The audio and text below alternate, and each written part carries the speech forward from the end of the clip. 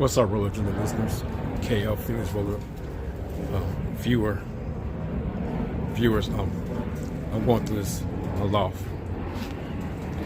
walking through, looking at my individuals, my kit boxes.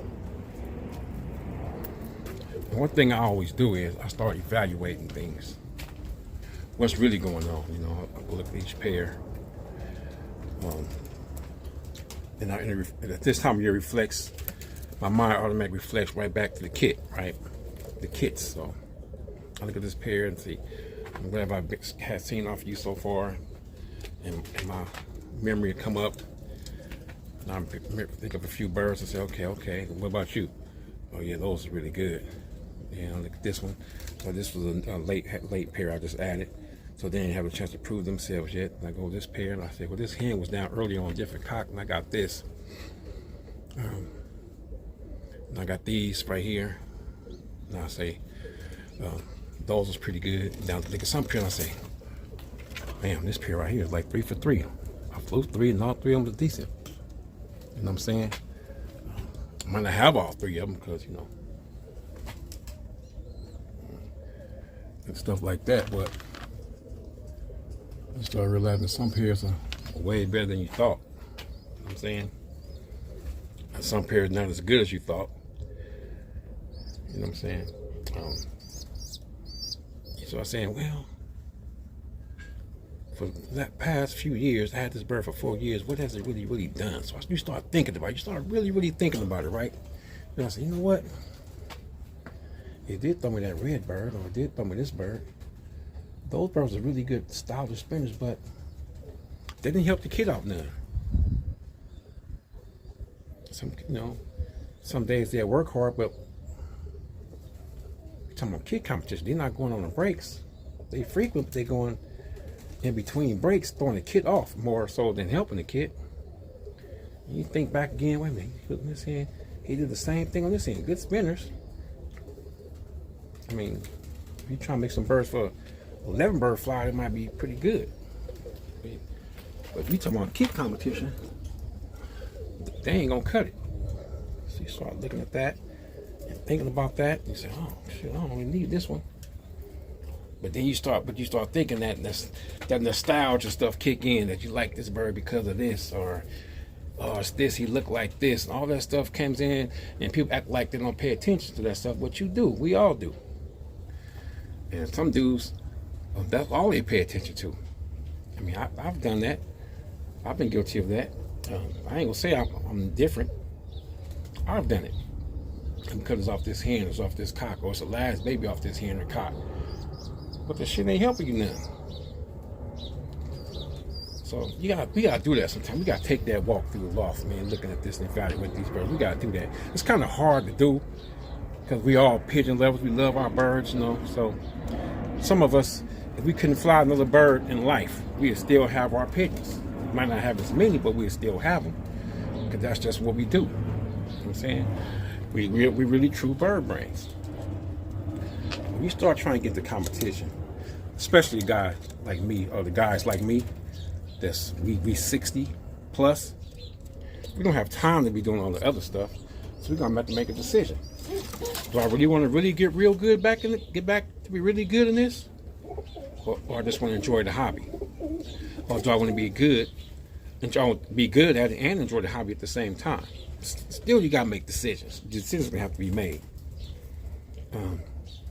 So you start saying, okay, what can I do? Okay, these birds come out good. These do good. These give me like one. These always, like these birds, I always have birds in the first kit. And sometimes this answer is simple. All them birds are doing all the stuff you need them to do over and over on several different mates and stuff like that. Those are the ones you work with. Those other ones, no matter how good they are individually, or how much you like them for your personal reasons like that, if the reason ain't to satisfy what you need them for, why keep them? I mean, you might say, I got a side project I want to do. But you did a side project and then finally it was working right here. So why would you do another one if it's working? I mean, don't keep trying to do it. So I thought about that. So that's why some birds I've been letting go.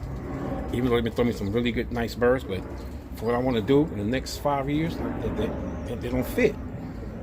They don't fit. Sorry. And that's what we all need. We need to take that walk through the loft. Saying, you know what? These birds spin good, but see, it's that butt. That butt is what you gotta get by. You gotta get by that butt part. You know what I'm saying? And then you go through your loft. Sometimes on my best day, could I beat the top flyer in the world right now? Could I beat the top guy in the nation right now? Could I be the top flyer in my region right now if they had their best day? And some of these dudes would be, their ego would kick in and say, yeah, I can beat them. And the real answer is, shit, no, you can't. Some of these dudes don't be real. I mean, like, it's crazy how some dudes was knocking me for trying something different. That's crazy. What's crazy is you trying to do the same stuff you're doing every year and trying to think you're gonna get different results. That's what's crazy. If I wasn't competing, I probably would never try nothing else. I probably just say, no, I'm cool with the birds I got. I'm cool. I mean, I get to see some good spin, and some days see some massive breaks over and over. Some days it just don't see it. I can be okay with that if I wasn't trying to compete. But if I'm gonna try to compete, I need to be able to compete. You know what I'm saying? That's just who I am. I don't knock nobody for doing well. I embrace when the guys do well. I embrace it and say, oh man, he did that. Oh, let me go check this out. Let me try to do this. Let me see what's up. So, and you know, this is different stuff I do. I'm just checking out the birds. Like right now, I'm looking at some birds. I got these are Callahan cross birds. I'm looking at these birds. I'm saying to myself, what do I really, really expect from these birds? I'm already getting with the South African crosses. I'm already getting good speed and getting good depth. They kit well, and they're breaking. So, what do I really need them for? But like I said, side project to play with. But these cocks, these two cocks right here, I'm gonna show you guys something. Cocks, which is this dude right here, this guy, and this guy, they've already worked on several hens. But now he's on a Harrisburg, that hen's a Harrisburg, and he's on a little Callahan bird. That blue bird, that blue, what you call it? It ain't badge. Pie or splash, we're gonna call it. That's their new mates. That's what I'm trying them on. I tried on two cocks that's already prolific breeders. I tried it right there first, see what happens. These two birds I flew. They got a nice baby, one baby in the kitten. Really good. I had another one, falcon. He didn't take it. He killed it, but he didn't take it. He dropped it, then dropped it, caught it, then dropped it, then went too low, and it didn't come back. This was the birds my kid last year. People thought it was a blue check, was a blue bar, but these are pretty good. But the baby does some things sometimes. Now, I was trying to figure out why I did it, but then I thought about her and she did it. That's why she won't be breeding next year. This is straight South African pair. I haven't flown any of these because the first one had one baby, and then they hit blank. So when after they hit the second blank, I put the baby in a loft, so just in case. And then I got one. I got two. I gave D Brown one. I kept one. Then I got another one. I fostered it. So, and that's the cock with Tim posture. And this is the little hen from Dave Henderson. But these two will be flying. I will be flying these two. These two will be flying.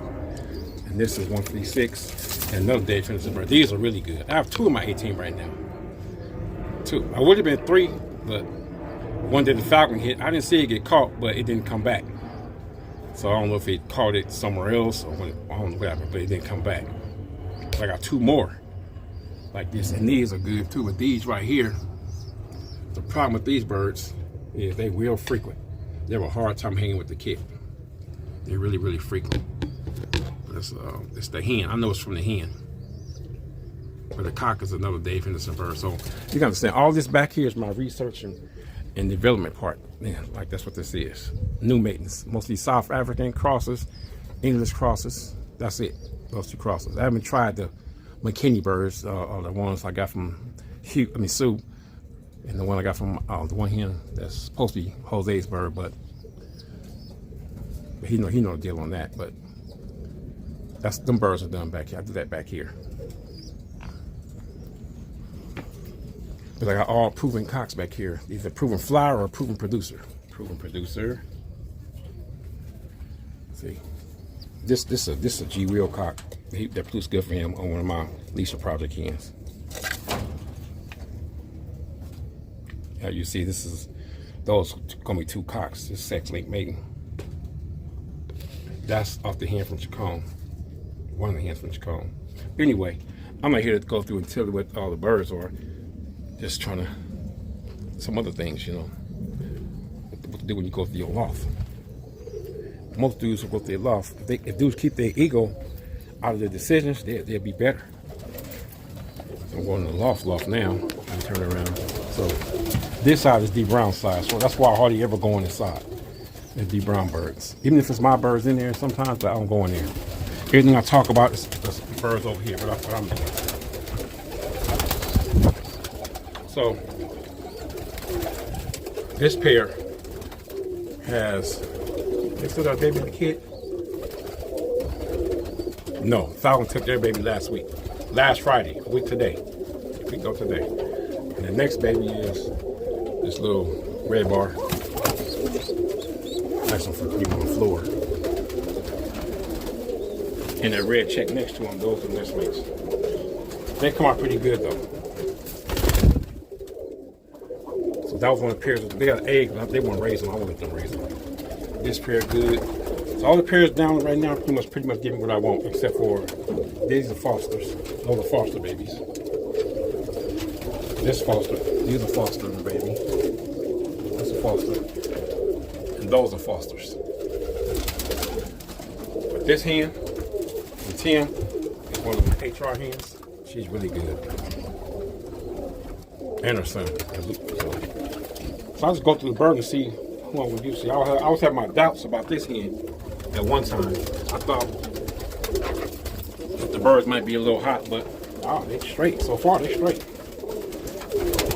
This hen she got some really good bird market. Jeff Young raised her off a pair of Mike Walden birds. But I knew the Mike Walden birds were mixed because they got to go back to Jack and Neck, which my birds have Jack and Neck in them when I first started doing the transitioning back in 1996 or 97. When I first started, I had some straight Jack and Neck birds. It was some of the ones that Henry Lumpkins got from Jack and Neck. People might know the name Domino. That was one of them. And the little red hen 4660. By God, I try to be real with myself to see what the birds are actually doing. I can take more than just to being a really good spinner, to be in your A team or to being in your loft. A bird should not make it to loft just because he's a good spinner, or just because he's fast. And that's a mistake I think a lot of guys make. A lot of guys will stock birds because they're fast. Even if they don't kit, which is freaking retarded to me. That's retarded. I mean, that don't make no sense. You can't, if you're in competition, you can't do nothing if the bird's not kidding. Come on, fellas. I mean, yeah, they fast, but they don't kit, man. But they fast though. Okay. Even the 11 bird fly, they still got a kit. No matter how fast, they still got a kit. You can't drill that in some dude's head. So I just stopped trying to convince them. I can't convince them anymore. Like this right here, this cock. I'm showing this cock. This tortoiseshell cock is probably one of my really, really good dudes for producing frequent spinners, right? But they lack kit sensitivity. So I put him on a Lisa bird and it increased a little bit. So I'm saying, if I'm already making Lisa birds to do that, why would I keep using him? I mean, they increase, but it's not as good as the Lisa birds, but they fast or some of the Lisa fast and some Lisa birds, they're not, the sensitivity is not there like where I want it to be. So now I'm making a decision. Do I keep him and try him on a straight South African bird? Nope, I'm already doing that already with some birds that already work, so I don't need to do it anymore. See, that's how birds get evaluated out, like that. That's how I evaluate them out.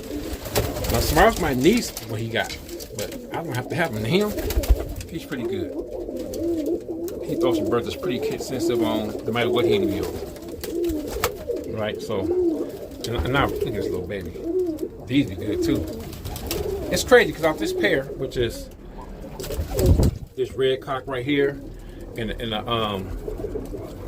this black and white grizzle hen right here.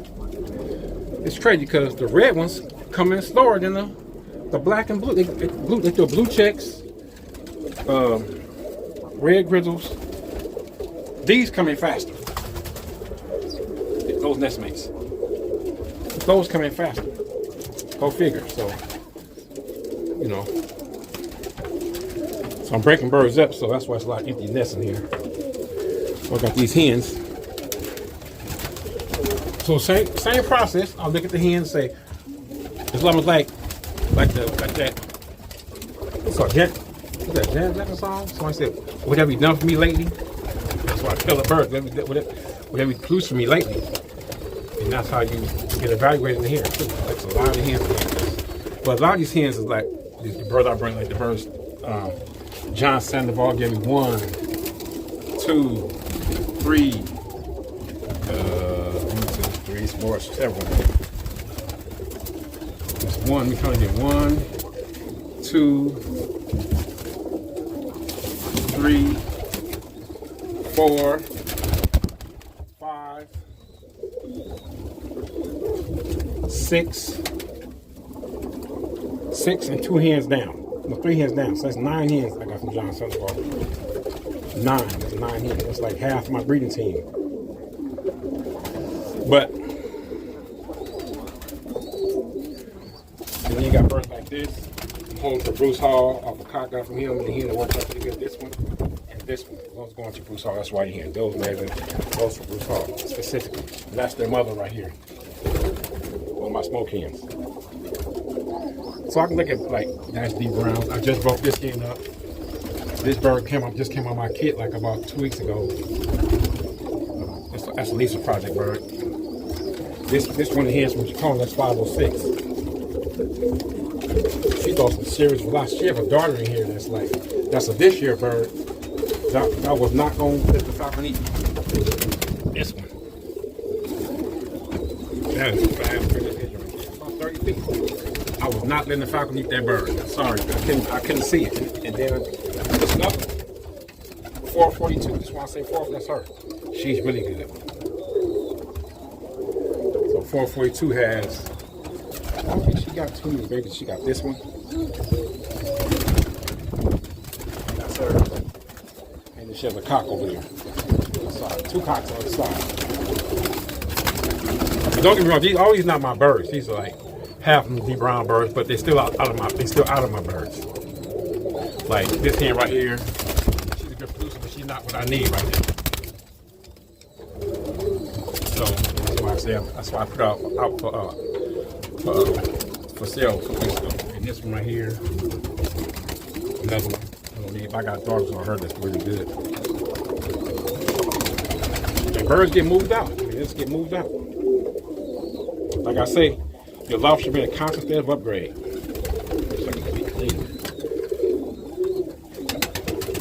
But you know, my brother came here and cleaned it for me last week. He didn't do nothing to purchase. Anyway, that's the little Bruce Hall bird. They type is pretty good. These two. They what I call Class A rollers or Class C spinners. And you go over where the cocks are. Not as many cocks. But it's like a few of these cocks are already sold. There's not, don't belong to me. And those are 2 Mason cocks from John Sandoval. I have his mother here too. It's another Harris cock, John Sandoval. Harris cock, John Sandoval. Mason cock, John Sandoval. That's it for those. There's all in here right now. I don't have that many cocks from him. But you see, birds sold. This is Irish birds I just got. The raffle. That's the cock. I'm gonna try him. I'm gonna try him on his mate though. I'm not gonna cross him. I actually am putting pure birds down whenever I do breed next year. I'll put at least 10 pure pair down. Pure South African, pure. I only got 1 Irish pair, so pure Irish, and then the Harris and Mason birds too. So Evaluation. Mason. This was Blue Eyes. I'm not gonna use him no more. Not using. So that's not gonna try this one because he gave me this bird, but I'm not gonna use it because I'm not even sure what it is. We can find it in his book, so I don't know if I'm gonna mess with it. This is the brown bird. So older cock. That's one of my straight South African birds I raised. That's the brown bird. This bird I just put up for myself off 442 and the cock over there. That's his grandfather. This is the blue check, what I call it, the brother and sister. That's our 442. This is a beast. So, don't need this one.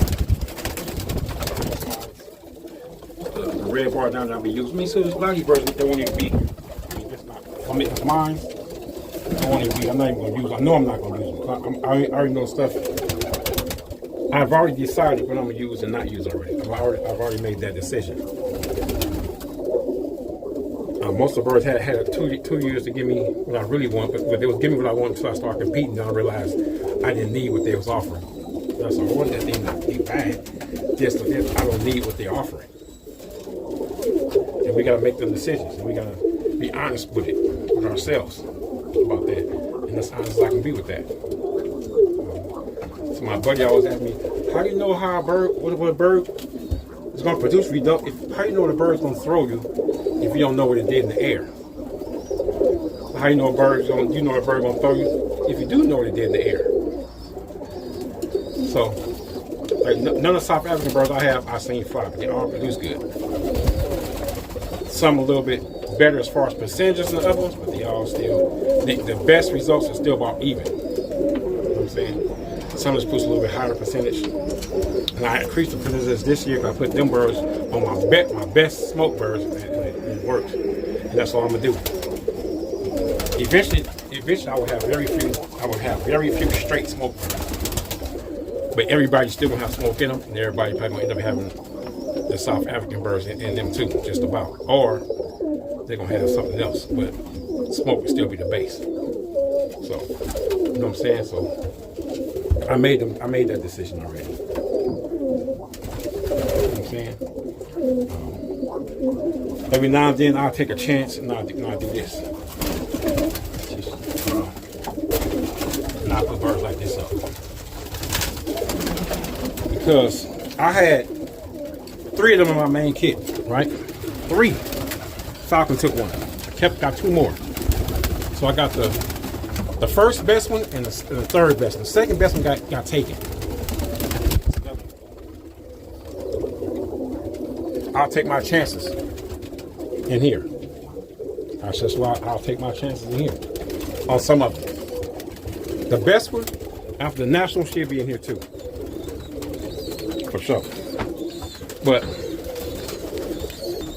that's pretty much it. That's what I do. Go through, take a walk through, look around, start evaluating birds, and being real with myself. You got to be real with it, and go from there. That's all you got to do. It's not nothing automatic. It's not rocket science either. Sometimes we just got to be a little smart and be real with ourselves and about decisions we're making within our laws. Most of these dudes not. Some of these dudes are so delusional. It's crazy. But anyway, we're not going to get into that. But what we are going to do is we're still going to select, we're still going to breed, we're still going to fly, and we're still going to select again. And we're going to keep repeating that. Keep loving. Out. Peace.